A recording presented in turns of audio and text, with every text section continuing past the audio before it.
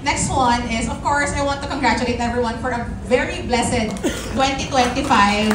Sobrang laki ng blessings mo. Like, Ashton currently filming MMFF, Andres in Bagets, Rajel just finished shooting for A Werewolf Boy. I just want to ask, with this very tight schedule, how do you manage your work-life balance or ano yung ginagawa nyo during your free days? During our free days, siguro kung na-memorize na namin lahat ng scripts or lahat ng dapat namin i-memorize, matutulog talaga para the next day, pag may work day na, makakapag-function kami ng maayos at may mabibigay kaming energy at mabibigay namin yung 100% namin.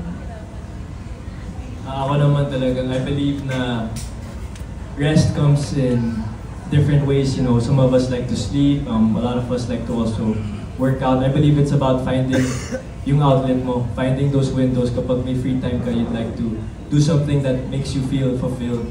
And kapag, when you're fulfilled and you come to set, mas nagiging inspired ka to do well because you're recharged. So, yeah.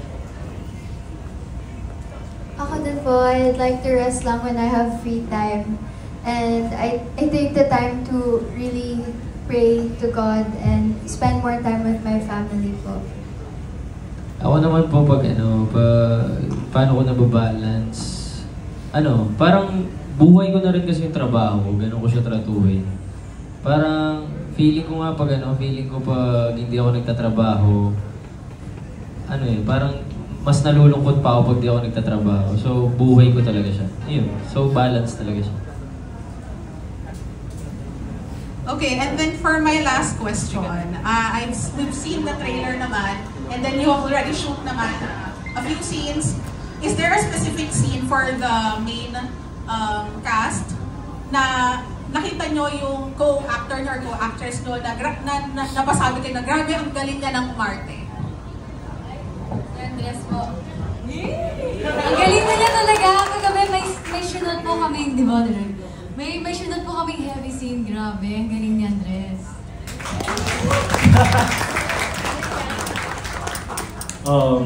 Wow. Natatawa naman. Kung may scene na... Alam mo, sa tingin ko talaga, I think I have to commend everyone in this cast really.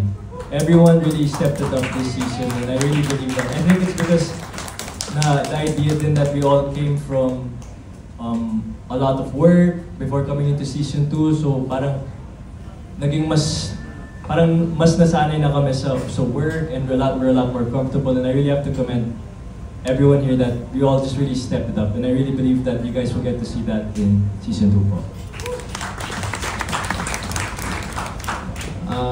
Lahat po, ramdam mo sa kanila lahat sila nag-improve kasi mas komportable na sila.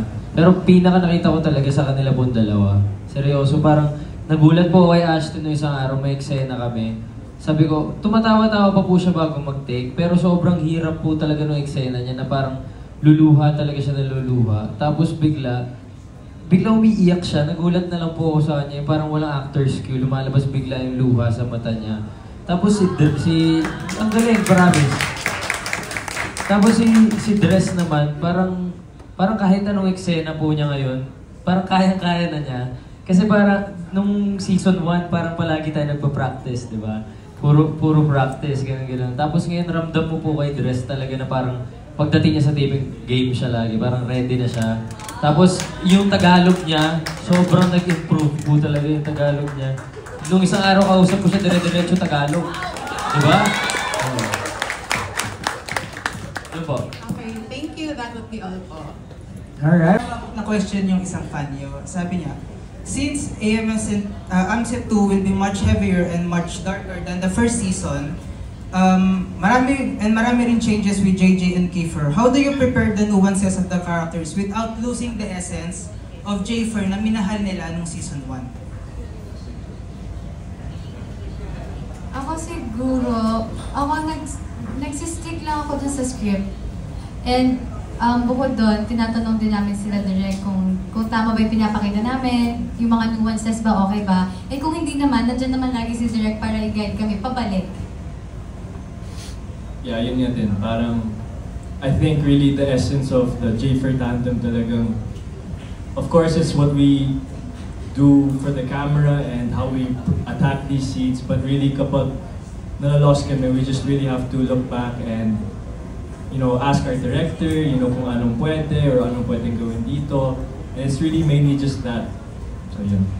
And last question na rin, successful yung season 1, marami rin nag-abang ng season 2, and yung Minamahal is a blockbuster hit. I think kung nagtagal siya ng 5 weeks sa mga sinehan. With that performance, meron bang pressure sa inyo knowing na kayo yung isa sa mga rising love teams of this year? May pressure, oo, pero tinatry ko siya i-set aside. Kasi hindi po ng tao na nag-work ng maayos kapag under pressure. So ako, ang nilalagay ko sa utak ko na kailangan ko lang mag-enjoy, tapos ibigay yung best ko. Kasi pag binigay ko yung best ko, kahit anong outcome, I think okay na ako doon. Yeah, yun nga din. Talagang it's all about really enjoying the process. Kasi I feel that kapag, whether any project you do, if everyone really is connecting and enjoying what they're doing and everyone's having a good time, feeling ko talaga makakita yan, nagta-translate yan sa screen. And I really believe in the whole process of collaborating with everyone. And yun po. Thank you. Thank you. Maraming salamat. Thank you now. Sobrang dami namin inaabangan for this season, just like in season 1. Is there a specific scene from book 2 na talagang inaabangan nyo to see kung paano nila gagampanan? Yes, unang-una na siguro dyan is yung pag-aaway ng buong section 8. Gusto kong makita kung gaano kaseryoso yung cast sa role nila. As in, hindi naman ako aabang na suntukan talaga. As in, makikita mo na kung mag-aaway-aaway talaga, gano'n.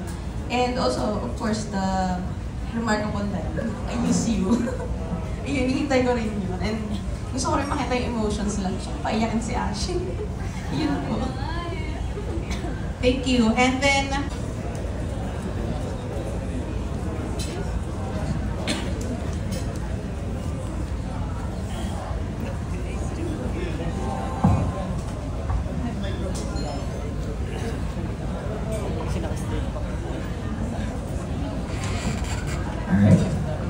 Hello. Good afternoon po, Direk. Ito po ba yung first time na magdidirect kayo for a digital series? Sorry po. Ito po ba yung first time niyo na magdidirect for a digital series? Yes. Okay po. Ano po yung immediate reaction niyo kung nalaman niyo na kayo po yung magdidirect ng season 2? Actually, correction pala. I already made a DL series in 2020, but that was during the pandemic. So ito yung parang full-blown on-site production. So I still treat it as a first. Tapos yung reaction. Immediate reaction niyo po nung nalaman niyo na kayo po yung magdidirect? Ako feel ko sobrang swerte talaga. Kasi it was our AP, the associate producer, si Iris B, who pitched me as the possible director. And actually, matagal ko na itong pinapangarap kasi nagkaroon na rin ako ng meeting with sila Boss Pal way back, like I think 2019, 2020, ng pandemic. And I've always expressed my desire to make a youth show. So, kasi feeling ko dun talaga ako mas nagko-connect to it. So, yeah. Follow up lang po. Correct me if I'm wrong, nai-direct nila rin po yung Don Bell dati, diba? For Uninconvenient Love. Yes. Ano po feeling na after ng Don Bell, may i-direct ulit kayong fastest rising love team through Ashless? Yun nga, actually, yun nga, parang natutuwa ako kasi parang I think when I got to work with Don Bell, that was after their success sa Isn't Her. So, ito parang after din ng success ng Amutya ng Section E. So, I really see their drive and parang when you get up close kasi dun sa magic of what makes them successful, ang priceless din nun. To be able to have a hand in that and to contribute to that. So yeah, sana nag-enjoy kayo sa ating collaboration and I hope magtuloy-tuloy pa. Sana pelikula. Oh! And for Ashton and Andres, may